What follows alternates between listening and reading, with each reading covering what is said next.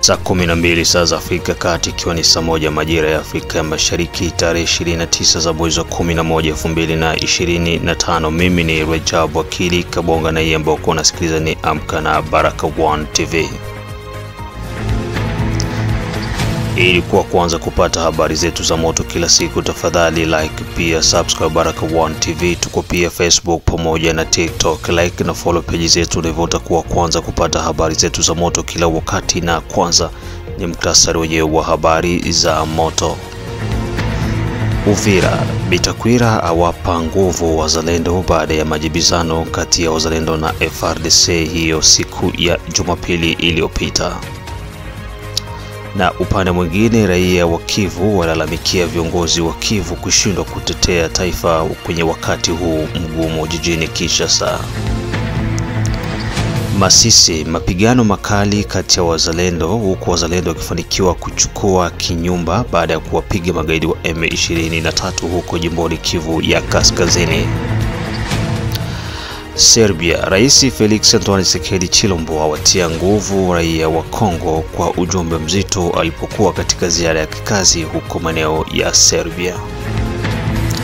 Na muendelea kufuata matangazo yetu kupitia Baraka1 TV, na pia usikose kutembelea Mwangaza TV ambako utakutanana na baadhi ya matukio yote ambayo yanazidi kuendelea mashariki mwa Jamhuri ya Kidemokrasia ya Kongo. Na pia kumbuka, Operation Saidia Mzalendo bado inaendelea, na kama hujaungana na operation hii, tafadhali tumia namba ambazo unaziona kwa screen yako ili moja kwa moja uweze kuwasiliana na Baraka1 TV.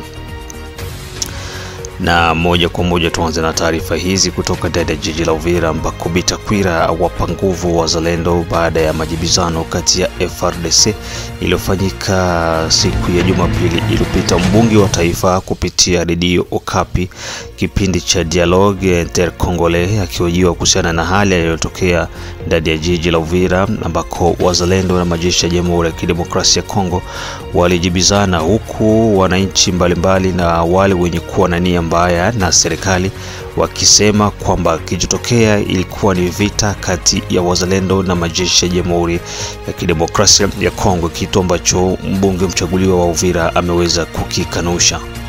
Justin Bitakwira amekanusha kwamba kulikuwa kuna vita. Badala yake alichozungumza ni kulikuwa kuna majibizano yaliyofanyika kati ya baadhi ya wazalendo na baadhi ya wanajeshi wa Jamhuri ya Kidemokrasia ya Kongo, huku akizungumza mengi kuhusiana na wazalendo na jinsi wanavyotumika kazi kwa ajili ya kutetea taifa pamoja na raia na mali zao. Mengi na zaidi, huyo hapa Justin Bitakwira akizungumza toka jijini Kinshasa. C'est vrai. Je dois d'abord vous dire que je suis très actif, et attentif, et même parmi les leaders qui suivent de près ce qui se passe à Uvira, et pas seulement à Uvira, c'est un leader du Grand Kivu. Et ce qui s'est passé à Uvira le 23 novembre 2025, le dimanche, le lundi, nous avons lancé des messages de paix. Mais on a l'impression qu'on veut considérer comme s'il y avait une guerre entre les Wazalendo et les FARDC. Non, c'était des incidents malheureux que nous déplorons. Qui deviennent quand même récurrents. Oui, que nous regrettons infiniment. Et les FARDC et les Wazalendo, qu'on monte, qu'on descende, ils sont obligés de vivre ensemble face à l'agression à laquelle nous faisons face au Rwanda. Mais dans toute société, vous savez, il y a les bons grains et les mauvais. Moi, je suis conscient que la République démocratique du Congo reconnaît la contribution des Wazalendo face à cette guerre. Mais parmi les Wazalendo, il y a des intellectuels. Il y a d'anciens officiers de l'armée. Il y a des gens qui sont formés. Mais aussi, il y a quelques délinquants. Donc, à 95%, c'est un corps sain sur lequel la République doit compter. Mais parmi eux, et ça, je ne peux pas citer les noms ici, il y a d'anciens voleurs. de vaches, de chèvres, de motos. D'anciens chefs de guerre aussi? Il y a d'anciens voleurs, c'est-à-dire ceux qui avaient comme profession, comme métier, voler, qui se sont infiltrés dans le groupe Ouazalendo. Et c'est ceux-là, en petit nombre, qui sont en train effectivement de noircir l'image. Ouazalendo, oui. vous êtes conscient qu'ils sont là, pourquoi ces gens-là ne sont pas arrêtés? Ou bien pourquoi on ne les met pas dehors? Mais moi j'ai lancé... Qui commande d'abord les Ouazalendo? Ils sont sous le commandement de qui? Je dois d'abord vous dire que le même jour, le même dimanche, j'ai lancé un message de mise en garde à ces mauvais grains qui ont intégré les Ouazalendo à Uvira. Certainement c'est partout, que ce soit au nord, au sud, au centre. Certainement il y a ces mauvais grains-là.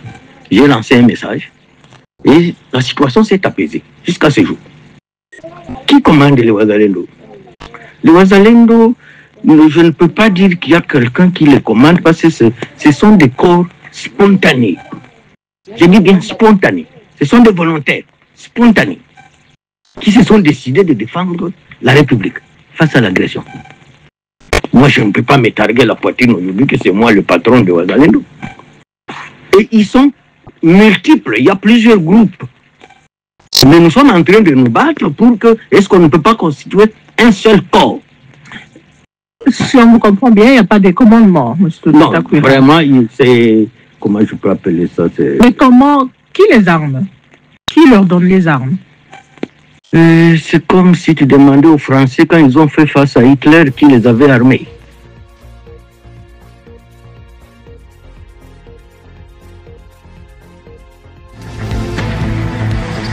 Baada ya Justin Bitakwira, raia wa Kivu walalamikia viongozi wa Kivu ya Kusini pamoja na Kivu ya Kaskazini tokea kuanguka kwa jiji la Goma pamoja na jiji la Bukavu na maeneo mengine ambayo yako chini ya utawala wa magaidi wa M23.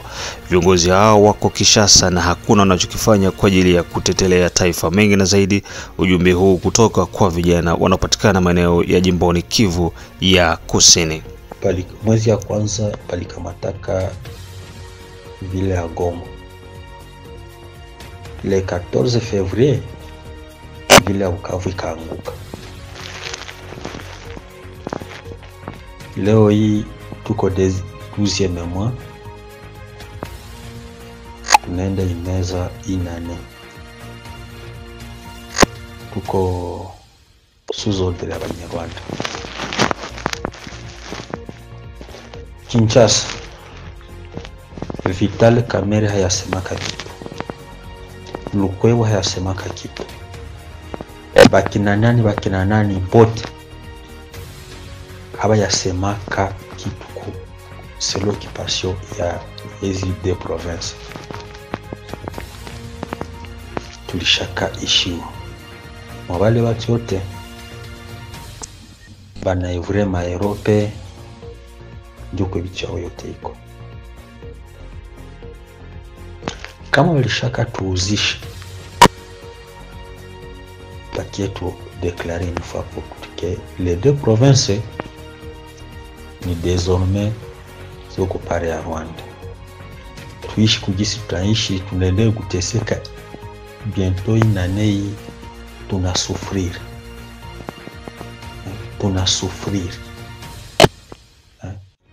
Rajao, nyiwe mko Uvira, shiwe tuko hapa Bukavu, tunateseka. Kuishi chini ya utumwa mwenye Rwanda ni heri kuishi sio niseme makemba kazarau moya usikie tu. Kama leo Paul Kagame ana parvenir kudeklare vile leo anachamba Tshisekedi anazarau gouvernement ya Congo, c'est tout à fait normal. Anapashwa kuizarau juu ya nini? Gouvernement yetu ya Congo haijue responsabilite yake ni nini, samani yao ni gani ku peuple congolais.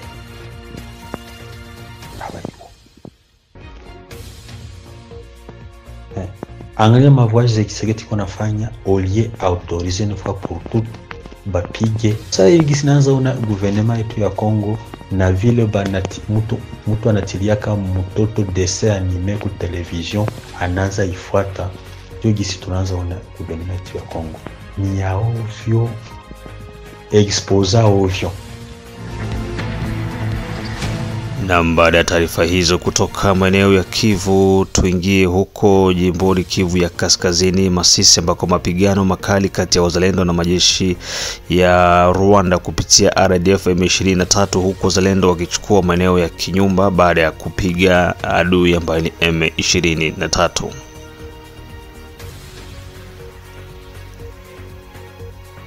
Mapigano kati ya magaidi wa M23 na wazalendo yaliweza kutanuka hadi maeneo ya Lukoko, na hivyo kuweza kufanya hiyo tarehe 27, tarehe 28 za mwezi wa 11 2025 ndani ya tarafa ya Masisi jimboni Kivu ya Kaskazini, ambako mapigano kati ya wazalendo na magaidi wa M23 yalienea kote ndani ya maeneo ya Nyabiondo baada ya wazalendo kufanikiwa kuchukua maeneo ya Kinyumba na kuwakunguta magaidi wa M23. Kinyumba kwa sasa imeweza kurejea mikononi mwa wazalendo pamoja na Lukoko ambavyo hapo awali vilikuwa vinadhibitiwa na magaidi wa M23.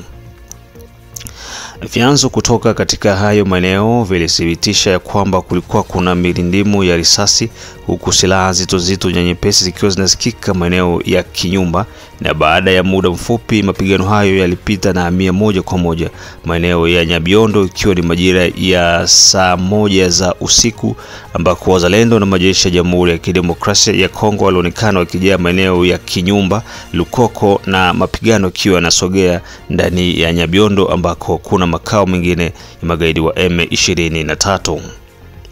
Siku hiyo majeshi ya Jamhuri ya Kidemokrasia ya Kongo FARDC waliweza kuanzisha mashambulizi kupitia ndege za kivita aina ya Sokoi, na hivyo kushambulia maeneo ya Kibati ndani ya tarafa ya jirani ya Walikale, ambako kulikuwa pia kuna kambi ya magaidi wa M23. Mashambulizi hayo yaliweza kuwapa hasara kubwa magaidi wa M23, huku wakitawanyika na kupoteza wanajeshi wengi pamoja na silaha nyingi ambazo zilichomwa na moto kutoka kwa ndege za majeshi ya Jamhuri ya Kidemokrasia ya Kongo.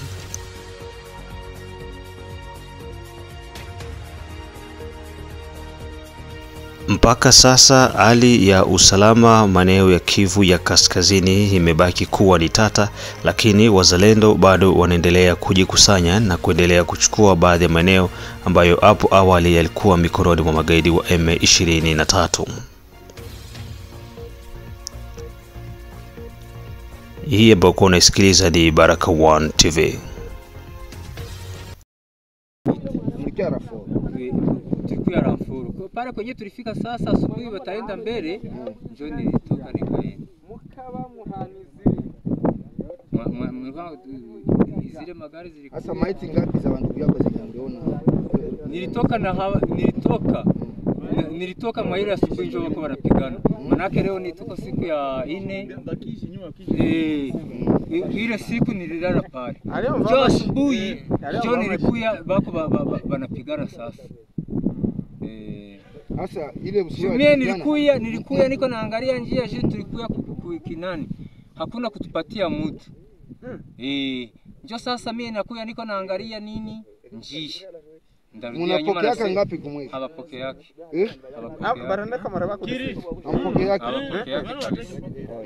Hawapokea yake. Sasa wiko wanamtumikisha, wanamtumikisha mwende wapi? Mie jinsi ona na miaka yangu siwezi sema bongo.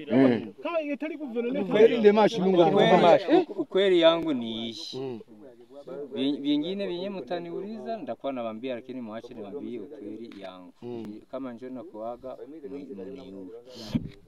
Mie nilizaliwa kama Mkongo, Masisi, Kichanga, pale Kizimba. Wakati wa vita ya kwanza kulianza kama vita kama mnayua yenyewe wanaita magirifi. Tukakimbilia Rwanda.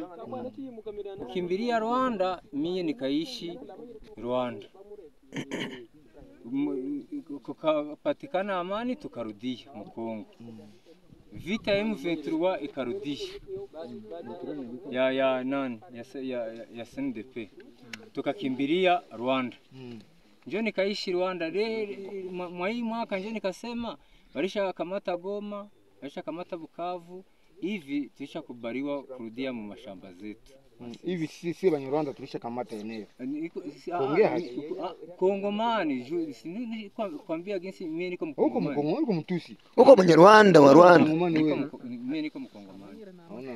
Niko Mkongomani. Mimi nasema lugha ya Kinyarwanda. Mimi niko nizaliwa Kongo. Yangu kazaliwa yangu.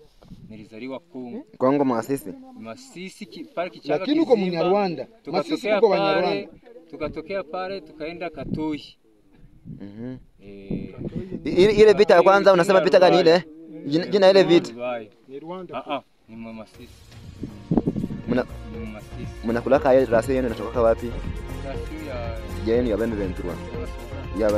Na baada ya hayo ambayo yako nazidi kuendelea huko Masisi ambako wazalendo wako naendelea, na hayo ndio ambayo yako yanatokea huko maeneo ya Masisi, wazalendo wakiwa wanafanya kazi kubwa kuendelea kuwapiga magaidi wa M23. Huko nasikiliza Amka na Baraka One TV, ikiwa ni saa 12 saa za Afrika Kati, saa 1 majira Afrika Mashariki, na pia unafuata matangazo yetu kutoka Australia, Canada, USA, Israel pamoja na East Africa na wale wote ambao kwa maeneo ya Afrika ya Kusini. Jide Kizenga Tembele, King Sele, the only one king from USA, Kizabe Ayeba, Mashaka Ayamba, Moses Didone Buto, Tobiondo Kilamba Mawe, mzee wa state ya Maine, da Feza, da Letitia, da Irene, da Asha, wakiwa nasikiliza Baraka One TV. Ankisi Kandeke, Asimwe Baguma Samuel kutoka Czech Republic na Afrika Kusini, na Mohamed Papi Rajab wakiwa maeneo ya Afrika ya Kusini. Na baada ya taarifa hizo kutoka Masisi, tuingie ndani ya nchi ya Serbia ambako Rais Felix watia nguvu raia wa Kongo kwa ujumbe mzito. Katika ziara ya kikazi iliyofanyika na rais wa nchi Bwana Felix Antoine Tshisekedi Chilombo, aliweza kuizuru Serbia na kupewa heshima kubwa ya mapokezi na serikali ya Serbia. Katika majadiliano na viongozi wa Serbia, Rais Felix Antoine Tshisekedi Chilombo aliweza kutoa ujumbe mzito kwa Kongomani, huku akiendelea kushinikiza kwa jamii ya kimataifa kuweza kuingilia kati mgogoro kati ya Jamhuri ya Kidemokrasia ya Kongo na uvamizi uliofanyika na nchi ya Rwanda kwa kutuma vikosi vyake mashariki mwa Jamhuri ya Kidemokrasia ya Kongo. Rais Felix Antoine Tshisekedi Chilombo waliweza kusaini mikataba ya ushirikiano kati ya Serbia pamoja na Jamhuri ya Kidemokrasia ya Kongo. Mengi na zaidi, huyu hapa rais akiwa ndani ya nchi ya Serbia.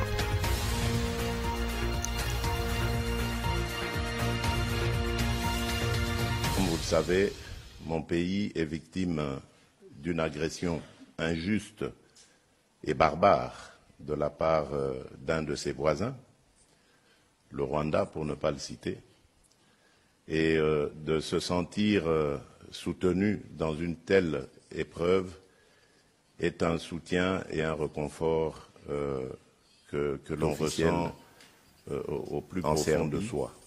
Et à chaque fois que je suis venu ici, l'accueil a été très chaleureux. Et donc, au nom de ma délégation, de mon épouse et de moi-même, je dis grand merci au président Vučić et tout mon soutien au peuple serbe pour